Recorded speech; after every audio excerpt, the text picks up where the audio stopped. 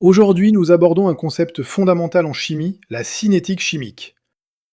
Pour mieux comprendre ce sujet, il est pertinent d'examiner l'origine et le sens du terme.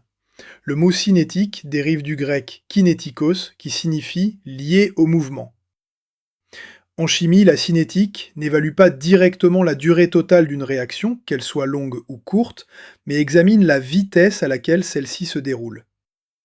Cette distinction est importante. Lorsque l'on qualifie une réaction de lente ou de rapide, ce qualificatif concerne uniquement sa vitesse de progression et non le temps global requis pour son achèvement.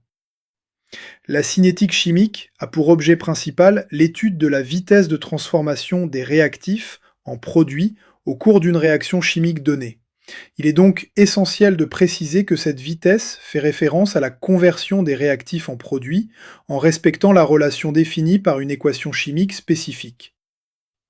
Pour illustrer le principe général d'une réaction chimique, rappelons son équation typique. AA plus BB donne CC plus DD. Cette expression symbolise la réorganisation des espèces chimiques initiales A et B selon des proportions définies pour former les produits C et D. A et B sont les réactifs, C et D les produits, et A, B, C, D en minuscules sont les coefficients stéchiométriques.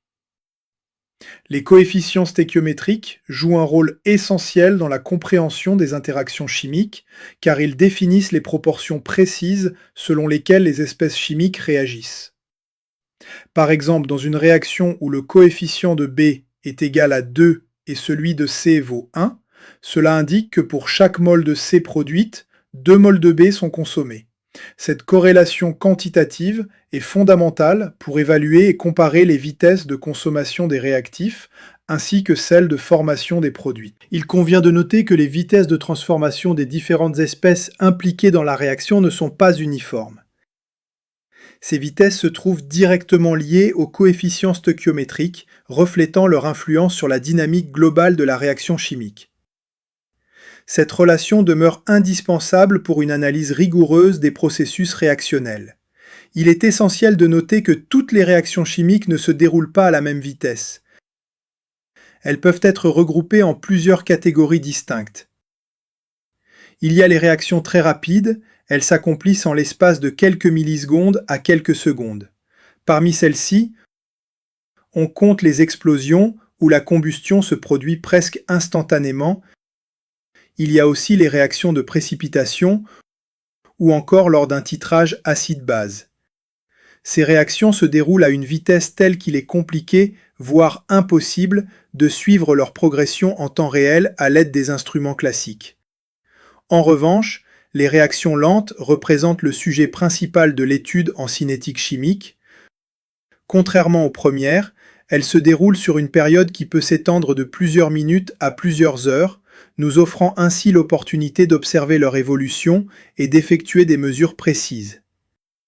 Un exemple typique serait les réactions d'oxydoréduction dans une solution aqueuse, comme celle entre les ions permanganate et l'acide oxalique. Ces réactions avancent suffisamment lentement pour permettre le prélèvement d'échantillons à différents moments afin d'analyser les variations des concentrations. Enfin, on peut citer les réactions très lentes, qui s'étendent sur des jours, des mois, voire des années. L'exemple le plus parlant est l'oxydation du fer, la formation de rouille. Cette transformation peut prendre des mois ou des années selon les conditions environnementales. Ces réactions posent des défis particuliers car leur suivi nécessite des protocoles expérimentaux adaptés sur le long terme. Pour étudier quantitativement ces réactions, nous devons pouvoir mesurer leur avancement. Comment faire ? En suivant l'évolution des quantités de matière des différentes espèces chimiques au cours du temps. Nous travaillerons principalement avec deux grandeurs, les quantités de matière N, exprimées en mol, et les concentrations molaires, C, exprimées en mol par litre. Ces grandeurs sont directement liées aux coefficients stöchiométriques que nous avons vus précédemment. Le principe est simple. Au fur et à mesure que la réaction avance, les quantités de réactifs diminuent tandis que les quantités de produits augmentent. C'est cette évolution temporelle que nous appelons le suivi cinétique. Le suivi cinétique se représente graphiquement par des courbes montrant l'évolution des concentrations en fonction du temps. Observons ce qui se passe. Pour notre réaction générale, AA plus BB donne CC plus DD, nous obtenons deux types de courbes caractéristiques. D'une part, les courbes des réactifs A et B sont décroissantes. Elles partent de leur concentration initiale et diminuent progressivement jusqu'à une valeur finale, souvent nulle si la réaction est totale. La pente de ces courbes à un instant donné nous renseigne sur la vitesse de consommation de chaque réactif. D'autre part, les courbes des produits C et D sont croissantes. Elles partent de 0, en général les produits ne sont pas présents initialement, et augmentent jusqu'à une concentration finale d'équilibre. Là aussi, la pente nous indique la vitesse de formation de chaque produit. Un point important, les pentes de ces différentes courbes ne sont pas identiques. Elles sont reliées entre elles par les coefficients stoichiométriques de la réaction. Si le coefficient de A est 2 fois plus grand que celui de C, alors la vitesse de disparition de A sera 2 fois plus grande que la vitesse d'apparition de C. Cette représentation graphique est l'outil fondamental de la cinétique chimique. Elle nous permettra dans les prochains cours de définir rigoureusement la vitesse de réaction et d'étudier les facteurs qui l'influencent. Concentration, température, présence de catalyseurs. Les différentes techniques de suivi cinétique. Dans les exercices, vous allez rencontrer plusieurs types de graphiques ou de figures qui peuvent parler de pression, de conductivité ou d'absorbance. Mais attention, dans tous les cas, nous ne suivons que l'évolution des quantités de matière au cours du temps. Ce sont simplement des techniques de suivi différentes selon la nature des produits formés. Lorsque les produits sont gazeux, nous pouvons suivre la réaction en mesurant soit la pression du gaz formé, soit son volume à pression constante. Plus la réaction avance, plus la quantité de gaz augmente, et donc plus la pression ou le volume augmente. Lorsque les produits sont des ions, le suivi se fait par conductimétrie. Le principe est simple, plus il y a d'ions en solution, plus la solution conduit l'électricité. La conductivité nous renseigne donc indirectement sur la concentration des espèces ioniques.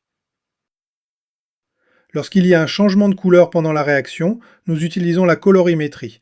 L'intensité de la couleur est proportionnelle à la concentration de l'espèce colorée. Plus la réaction avance, plus la couleur s'intensifie ou s'atténue selon le cas. Retenez bien, quelle que soit la technique utilisée, pression, conductivité ou colorimétrie, nous mesurons toujours l'évolution des quantités de matière dans le temps. Ces techniques ne sont que des moyens différents d'accéder à cette information fondamentale.